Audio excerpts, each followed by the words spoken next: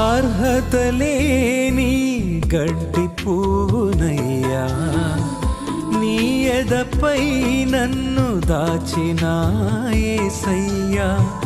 అర్హత లేని గడ్డి పువ్వునయ్యా, నీ ఎదపై నన్ను దాచిన యేసయ్యా.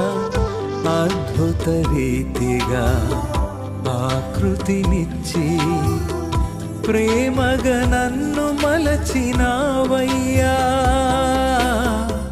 యేసయ్యా యేసయ్యా యేసయ్యా నా మెస్సయ్యా. యేసయ్యా